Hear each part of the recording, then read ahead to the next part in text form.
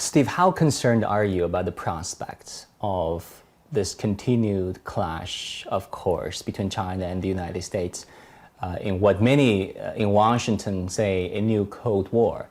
They draw parallels between China and the U.S. to that of the former Soviet Union and the United States, saying that, look, when there's a near peer to the United States, that there is an inevitable rivalry, clash of great powers between the two. If you look at the past paradigms of the rise of great powers versus the existing ones. Every single day I get up in the morning and I say, what can I do to increase understanding? What can I do to increase contact? What can I do to make sure this does not generate into anything that looked like a U.S. Soviet Union relationship in the Cold War? It is avoidable. What has happened is, it used to be very narrow. It's now broadened to include so much. Nobody recognizes what the costs of that. Of course we should each defend our national security. I don't question that China or the United States should defend its national security.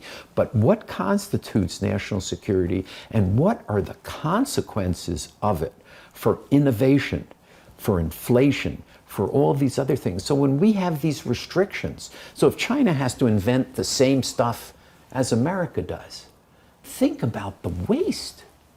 Think about the waste. If it's military equipment, okay, I understand it. But the broadening of these definitions has become really destructive in terms of innovation, creation, inflation, supply chain resiliency. All of these things, which the truth be told, are good.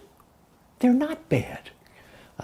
If there is a cure for cancer, so let's say I get cancer, do you think my kids care if the cure was invented by a Chinese or American or a European scientist? They couldn't care less. So the idea that either government should be restricting this joint research is ridiculous. We're punishing our people. We can't punish the people. It's not right. It's not fair. There are certain beneficiaries of that, but that is a small minority.